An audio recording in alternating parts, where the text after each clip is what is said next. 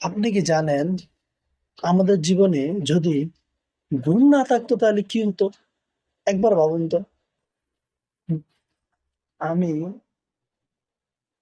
যদি জীবনের ৬০টি বছর পাই, তার মধ্যে আমাকে প্রায় ২০ বছরই ঘুমাতে হয়। কি অবাক লাগে না? যদি আমি না ঘুমাই তাহলে আমার কি হতো? আপনি ভাবুন, আপনাকে যদি ঘুম না হতো তাহলে পৃথিবীটা আপনার কেমন লাগে? একদিন যদি আপনি পর্যাপ্ত পরিমাণ না ঘুমাতে পারেন, ওই দিন সময়টা যেন আপনার মনে হয় যে কেমন খারাপ সময় যাচ্ছে। ইভেন আপনার মস্তিষ্ক অনেক সময় কাজ করে না। তো এই যে আমাদের ঘুম যদি একবারে নাই হতো তাহলে আমাদের কি কি সমস্যা হতো? প্রথমত আমাদের যে সমস্যাটা হতো, আমরা মানসিক বিকারগ্রস্ত হয়ে যেতাম। দ্বিতীয়ত, আমাদের বিভিন্ন শারীরিক সমস্যা দেখা দিত। তার মধ্যে অন্যতম হচ্ছে আমাদের রক্তে গ্লুকোজ বেড়ে যেত, উচ্চ রক্তচাপের ঝুঁকি হতো।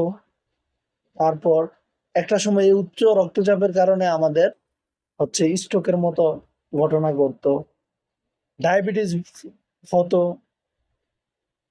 শরীর হচ্ছে চলাফেরা করা সম্ভব হতো না, স্নায়বিক জটিলতা দেখা দিত।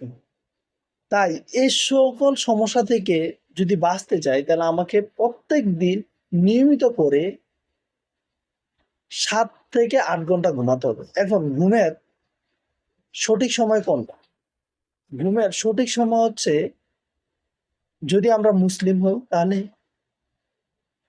মুসলিম অমুসলিম সবার ক্ষেত্রেই হচ্ছে রাত ৮টা থেকে ভোর ৪টা পর্যন্ত। এই সময়টা হচ্ছে ঘুমের সঠিক সময়।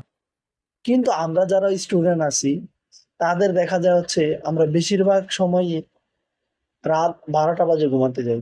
তা আমাদের যে এজন্যই দেখা যায় যে হচ্ছে আমাদের মস্তিষ্কের কর্মক্ষমতা কমে যাচ্ছে। আপনি দেখবেন শিশু অবস্থায় আপনি যে জিনিসগুলো খুব সহজে মনে রাখতে পারতেন, এখন বয়স বৃদ্ধির কারণে আপনি ওই জিনিসগুলো মনে রাখতে পারতেছেন না। কারণ কি? কারণ হচ্ছে আপনার পর্যাপ্ত পরিমাণ সঠিক সময়ে ঘুমটা হচ্ছে না। তাই আসুন আমরা সঠিক সময়ে ঘুমাই এবং পর্যাপ্ত পরিমাণ ঘুমাই।